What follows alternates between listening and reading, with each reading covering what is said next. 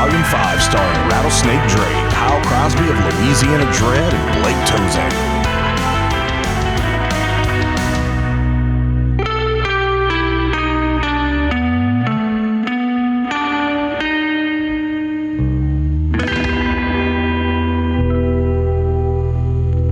One of my recent finds I wanted to talk to you about is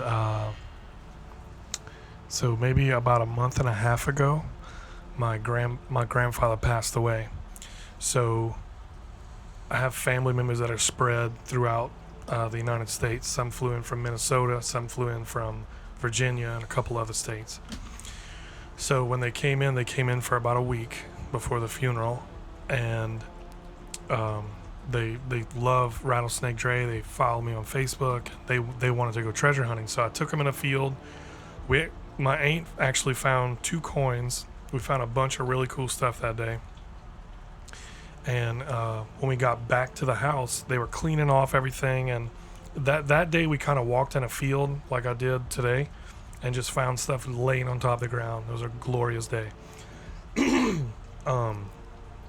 So when we got back to my grandma's house, I found like wheat pennies and stuff in my grandma's yard, but I've been doing this for 10 years. So I was very young. I didn't have the up-to-date equipment I have now.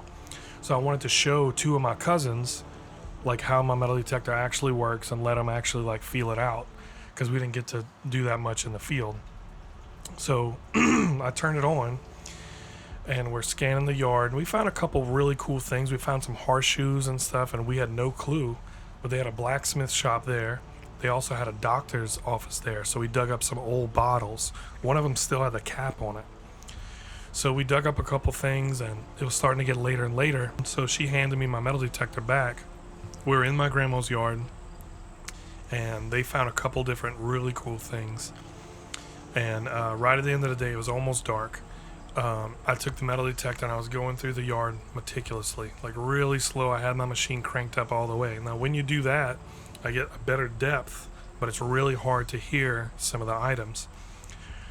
So I hear a tiny little squeak, but I was like, ooh, that sounds good. It's either silver or brass, because it makes almost the same noise. So I take the shovel, I dig it up, and I flip it over, and there's a coin, but it's green. And I knew it was either brass or copper. So I stopped everything. I didn't touch it, and I was like, get everybody over here. So my whole family came running out. It was like 7 of us. So I reach in, I grab the coin, and when I rub my finger across the face of the coin, I see the Masonic symbol. And I've researched and saw enough like conspiracy theory videos. I knew exactly what the symbol was. And instantly I started freaking out, because these are like super rare. You don't find hardly anything Masonic, because it's a secret society. Right. And I started freaking out. Like, I had tears in my eyes. I was shaking. All my cousins were freaking out. And I was able to read the date on there, 1904. So I posted that to Facebook and TikTok. The next morning I wake up. I have 8,000 views on Facebook, and I have like 30 or 40,000 on TikTok. From just the coin. From just the video with the coin. So since then, right now it's at 140,000 views on TikTok. But that was probably now the most important find I've ever found. A couple days after I found that coin, I was contacted by like 3 or 4 different people in the Masons. So once it hit Facebook and exploded like that, I had I don't know how many shares, but I was actually contacted by multiple people that are in the Masons. One of them had private messaged me and asked me what were my plans with the coin, and I instantly thought, I was like, man, this guy might want to buy it. This is really cool. I don't sell a lot of my stuff, but I mean, it comes to a point where you have to make a decision. Right. So I called him up, and he told me, he's like, come meet me where I work. We'll sit down, talk about it. I just want to see it. So I said, no problem. So 2 days later, I met up with him where he works, showed him the coin, and he was like completely freaked out. He's like, I would really like to show this to all my brothers that are in the lodge. I said, cool. I said, I'm down for anything. So if you want me to go meet him, if you want to just meet at a restaurant, Well, he called me a couple days later and he says, how about you come to one of our meetings? And I was like, okay. That's pretty badass. Yeah, well, I mean, the wheels started turning in my head. I'm like, man, this is a secret society. I've heard all kinds of crazy stuff about it. But the guy was really cool. He was really friendly. So was it somewhere local? Yeah. Okay. Yeah. Because I know there's a lodge in Thibodeau. Right. Well, I ended up going to the lodge in Homa, like not Okay. far from the mall. But there's actually a lodge like not far from my house.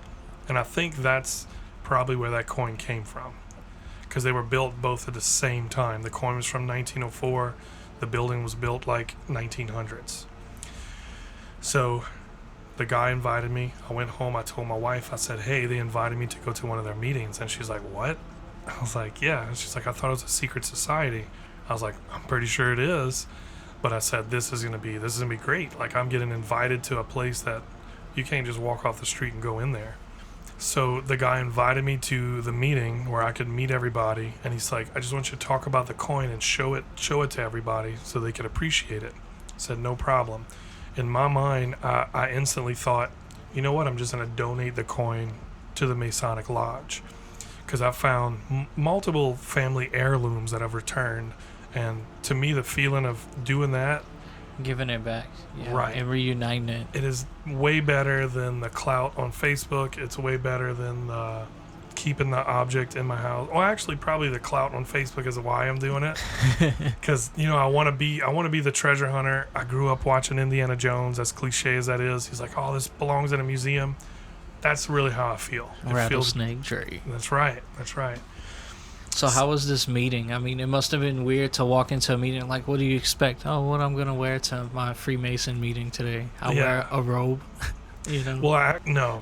They did wear some crazy stuff in there. They had these big giant gold necklaces that were in like square and triangle shape. I tried to remember as much as I could from the visit, but before I went on the visit, I made another video saying I was contacted by the Masons. I put it on my TikTok, and I said I'm going to be donating it to them in a week.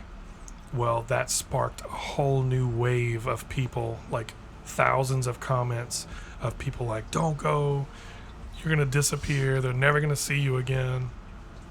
I mean, everything under the sun that you can think of. And it was unreal, because I would go to work, I could hear my phone just blowing up all day, and then I would come home, sit on my couch, and me and my wife would just read through the comments like, R.I.P. homie, like, he's definitely going to die. Have you posted anything since? I have not. I just left people in suspense. If you follow Ghost to the Coast, you know I'm here. I'm live and living color. I'm talking to you. But as for my TikTok following, they definitely think I am dead. I am gone, and because they haven't heard from me since. Up until today, people are still commenting, oh, it's been 6 weeks. We haven't heard from this dude, whatever. So I ended up going to the meeting. I show up, I walk in, and I was trying to imagine what I would see. There's no way. It was just as crazy as you could imagine. I heard it's very ritualistic. Yes. And right when I walked in, there was this huge throne, I guess. It's like a big giant wooden chair. And all the chairs were over 100 years old. They had got it from another Masonic lodge from somewhere else and bought it and put it in that one. So when I walked in, I saw that throne, and I turned to my left and went sit down, and I noticed there was another throne straight ahead from me.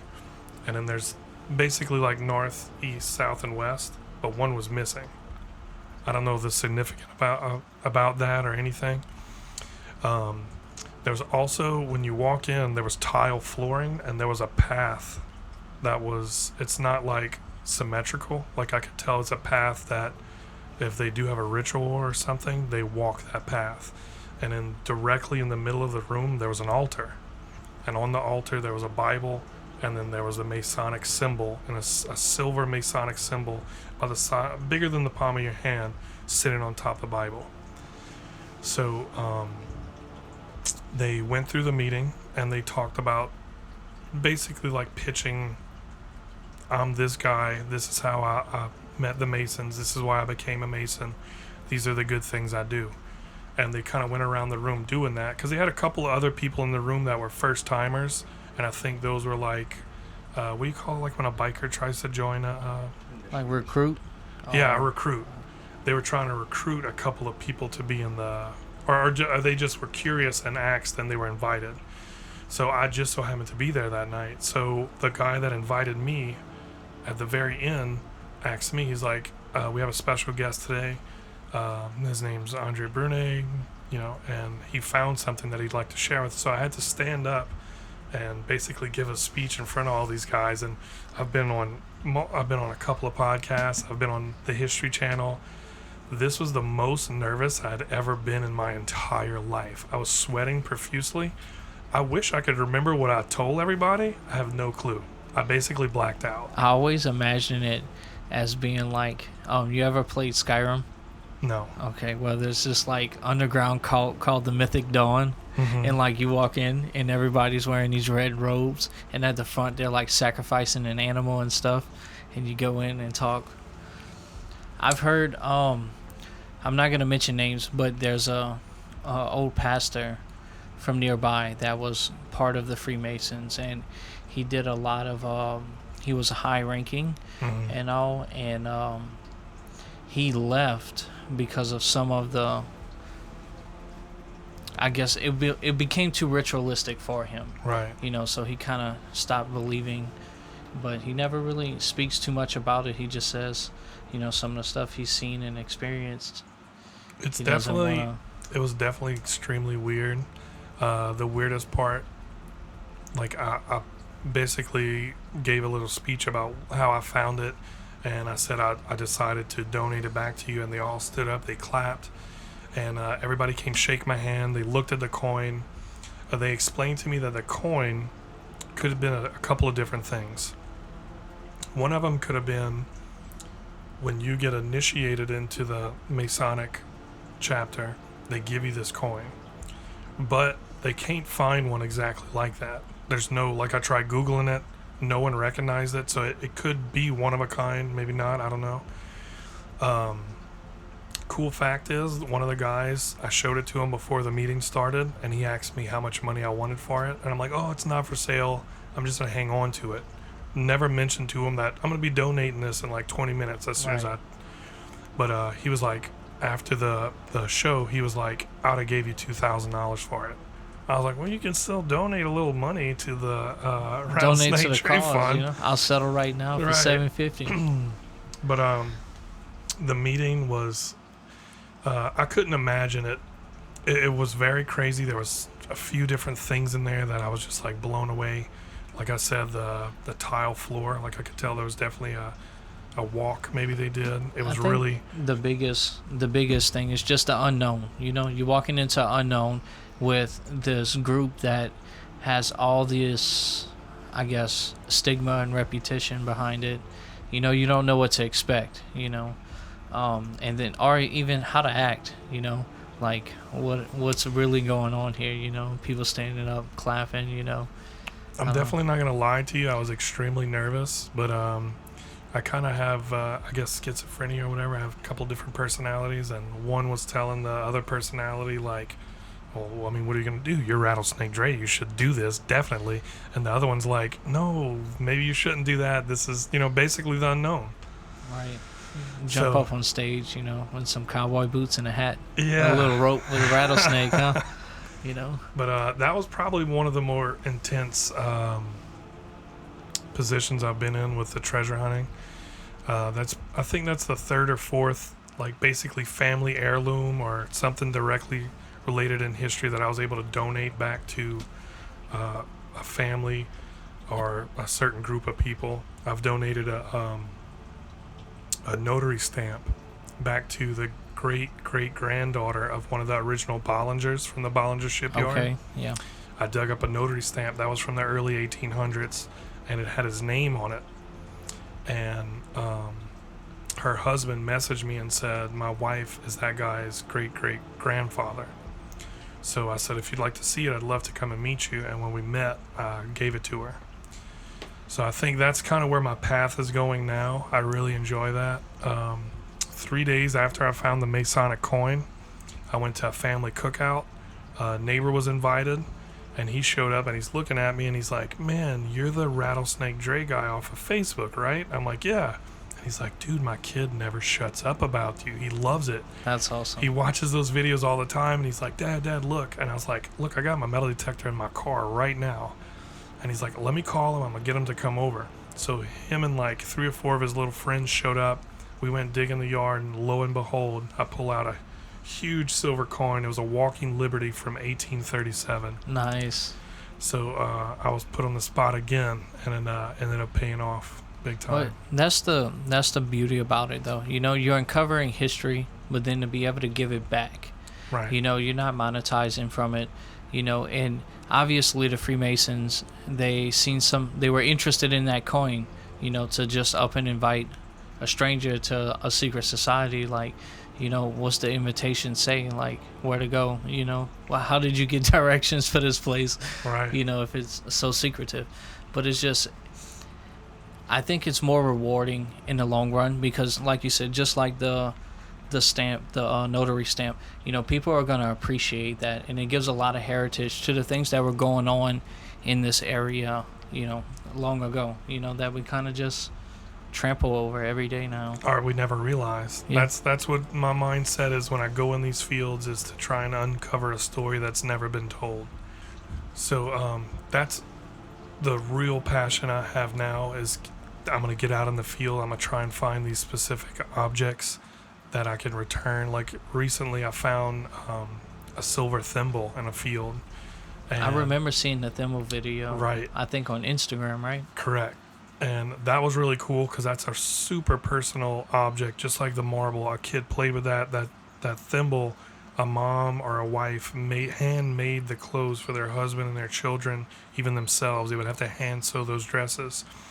Well, while I was searching in that field, they had one of the neighbors was kind of looking at me, and I waved at her, and she's like, hey, what are you looking for? And I was like, oh, you know, I try to look for little bits of history, old pottery. I was like, I'll show you some of the stuff if you'd like. So I jumped the ditch, got in her yard, and I opened my hand and showed her. And it was the thimble and like a couple marbles, and I think I even had another doll arm, porcelain doll arm. And I could tell she was like in shock. She was taken back. She's like, I grew up in that. And this lady might have been in her 60s or 70s.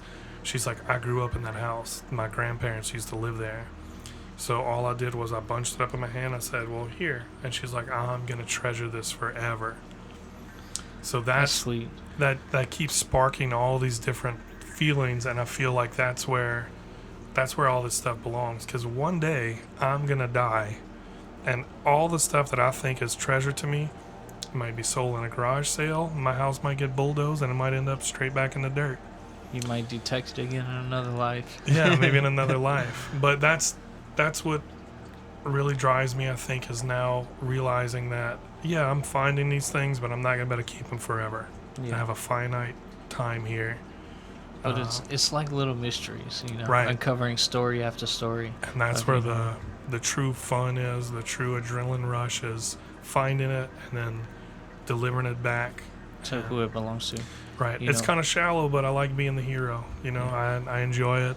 And I got to say, I don't want to pat myself on the back, but that was a ballsy move walking into that Masonic Lodge. Yeah. Are you going to make a new video, you know, talking about what happened? Yeah, I'm definitely going to make a new video talking about the last couple things I've done, but I do have to address everybody in TikTok that thinks I'm dead, or they think I was disappeared, or, you know, I got to go back and let them know that I'm still here alive and kicking, and I'm going to be out there looking for even cooler stuff and even more mysterious, and, you know, I really enjoy haunted objects, so the more mysterious, the more dark entities that are attached to different things like that intrigues me.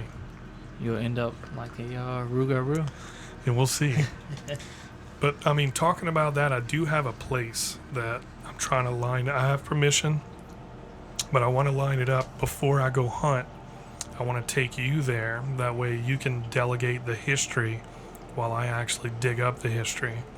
And it's called the Duco House, and this is in La Rose. And it's right by the Cutoff Canal. It sits right adjacent to it. And it's on 308 side. And this house used to be a funeral home. It was a doctor's office. They had a fruit stand, a vegetable stand, and they even had a boat and a truck that they would drive up and down by Lafourche and go up and down by Lafourche on a boat and sell all their products. Well, the house is still standing. It's for sale. I talked to the owners, and they said I have full permission to metal detect the whole yard. The history is unbelievable there. The biggest conversation I have anytime I mention this house is everybody has a ghost story about it. There was a young girl, I think she was 11 years old. She died of yellow fever there, and she was buried on the property. And I think in the 60s, someone stole the headstone. What? Yeah, because she was buried directly behind the house because the father and mother were so devastated over her loss. They wanted to keep her at the house. Well, they were long gone, but the gravestone was still there. She's still buried on the property. And in the 60s, it just disappeared one day. That's pretty interesting. Yeah, and I think that might be where some of the ghost stories come from because... So, like you say, ghost stories. What kind of stories would you hear? People say, like, a couple of stories are about people passing in front of the house and seeing people in the windows. I look every time I pass. If you go during the night, the house is lit up. It looks super creepy. But I also talked to a couple people that worked inside the house doing like remodels, and I guess the haunting was so bad they actually stopped the remodel. There was 2 guys that lived in the house, and I've talked to them. They've since moved out, but they have a couple of incredible stories, and they said, look, if you want to come and interview me and talk to me about it, so I could definitely get the full story on that. One of the guys that worked in the house said that they were doing construction work. When they would take their break, go downstairs, they could hear all the tools being moved around and being yanked and thrown on the ground. They would go back up, and the tools were everywhere when they were the only ones in the house. That's pretty interesting. One of the guys that I think he was painting on the outside, he said he was painting next to a window, and somebody started beating on the window, and he could look straight through the window and didn't see anybody. And he was just like, that's it, I am leaving. He's like, it was definitely somebody just like pounding on the window. Boom, boom. That's pretty wild. But I've walked through the property. I've walked through the house. I took a little bit of footage for the video we can do later on. But it is something else. Yeah, I want to do that as soon as possible. It is something else. That sounds awesome. There's an old barn on the backside of the property, and then there's a little tiny stretch of woods. And if we can go take a walk in those woods, when you talk about having that creepy feeling, I think, something happened there. There's no stories about it, but you can just feel it's super heavy. Like there's just a weight of something there. So something happened there. But what's really cool is the Cutoff Canal used to go all the way to Lake Salvador. Okay.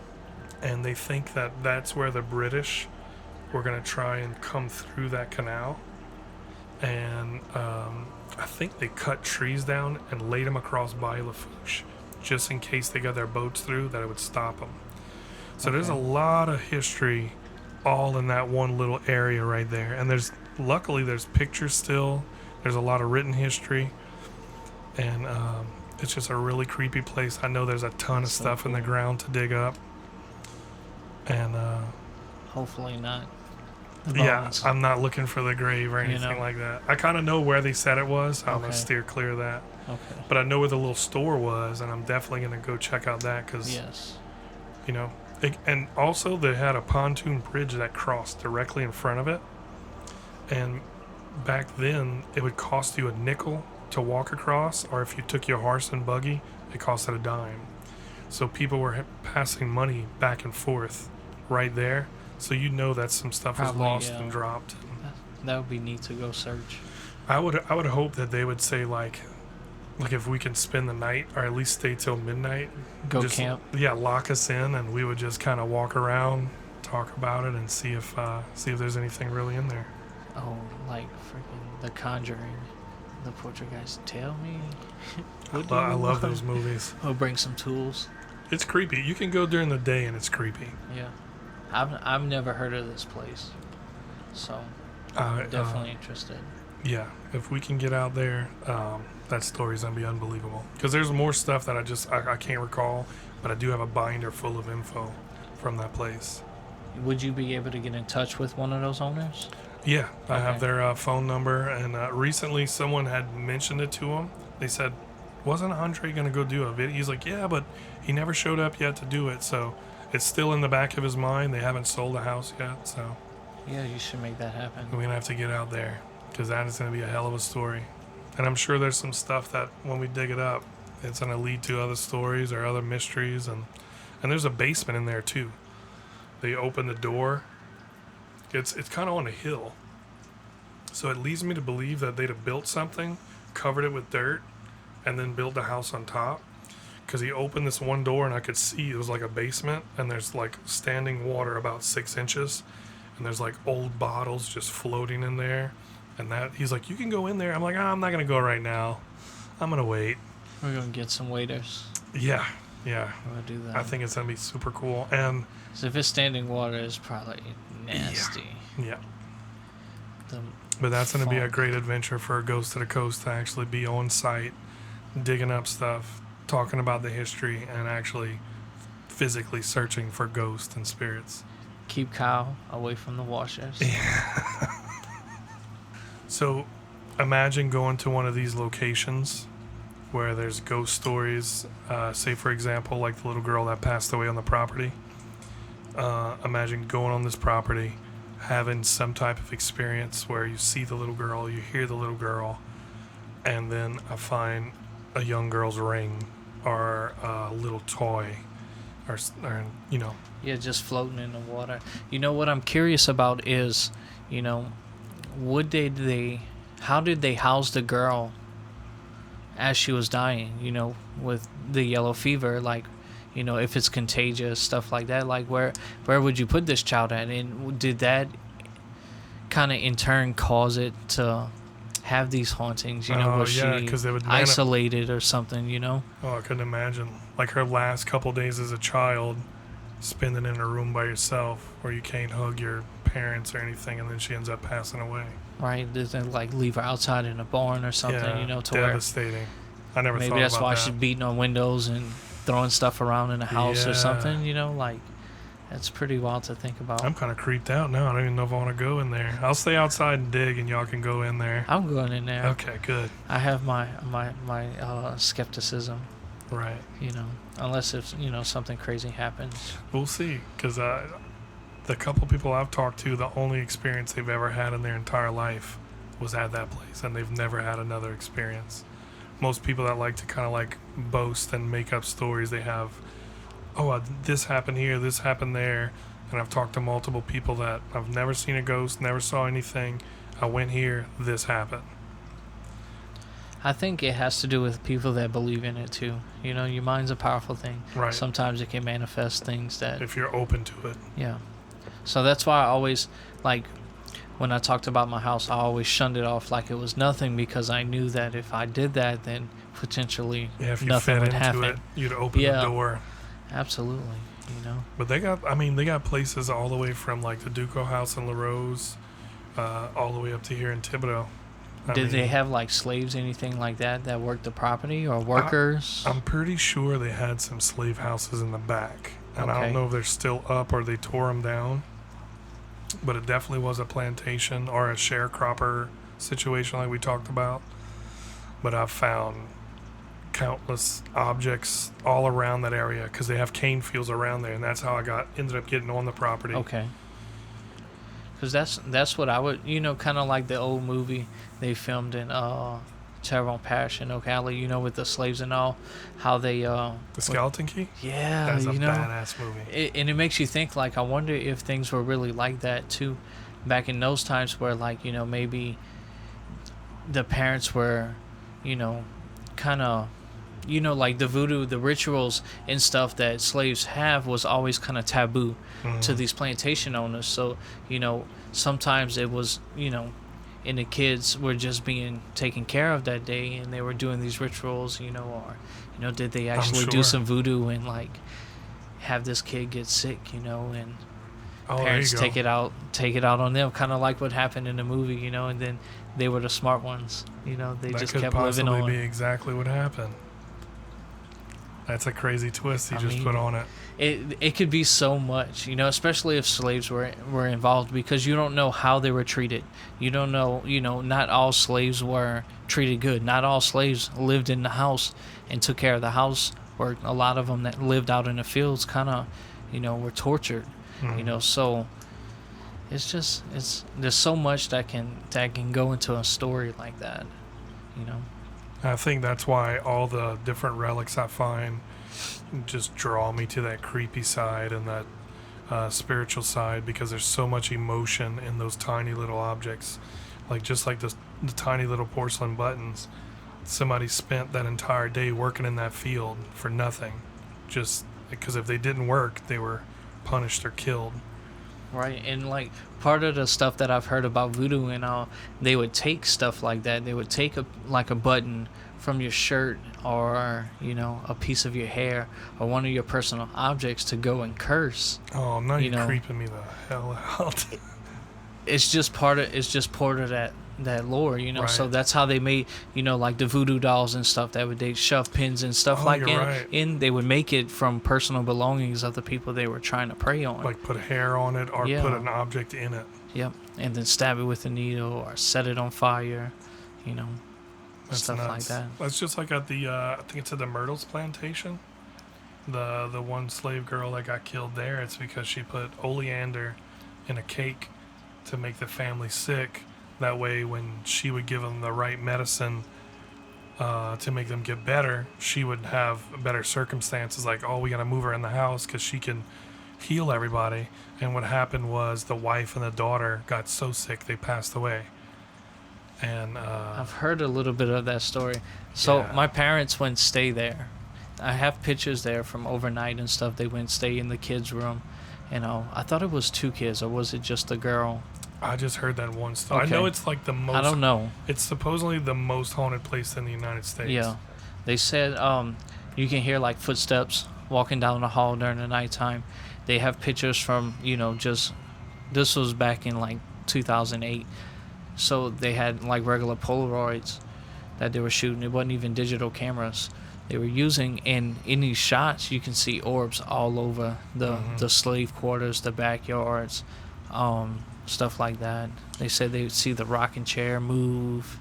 Yeah, I heard about the rocking chair. Did you see the picture of the slave lady with the bonnet on her head? I've heard of. I didn't see the picture. Behind a pillar or something. You could see it behind a pillar, and then I've also heard of one being upstairs. You can see it from a window outside. Oh, really? I don't know if it's the same person or not. Well, supposedly the one that's outside, like behind the pillar, was taken by like Time magazine because they were doing a story on it. Okay.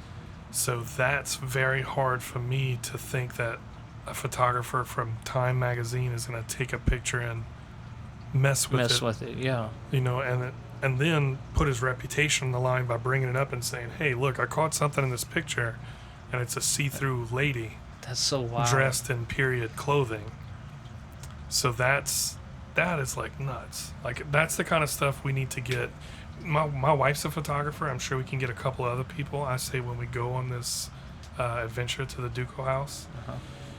That's the name that I came up with, was the Mysteries of the Duco house, because there's so many different stories.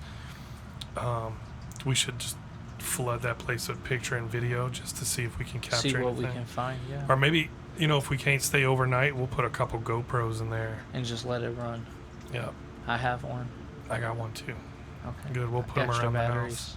There's one room upstairs that the girl supposedly stayed in, and when they were doing the remodeling, they tore the wall open, and they found a secret, passageway to a secret room in there. See, and that's so strange too, that you mentioned the remodeling thing, because when things would become active at the house that I stayed in, it was every time we either rearranged the house, repainted it, or something like that. you would start getting that same eerie, like seeing, the Facebook tag on the wall and stuff. That was like right after we painted our living room and stuff. So it's just weird, like. And from the little bit of research I've done about the haunting, there's like residual haunting, where a ghost has no clue that you're there. They're just doing their thing, and they're doing the same thing over and over. It's like watching a rerun. So I'm sure if you remodel that house and that ghost is doing the same thing he's been doing for the last 200 years and something's different, he's like, hey, what's going on? What the hell's We're going gonna on? move this back. Yeah. So, and there's 100 stories. I'm going to keep doing my research. It's just going to be very interesting to see if we can connect one of those ghost stories to something we actually dig up out of the ground.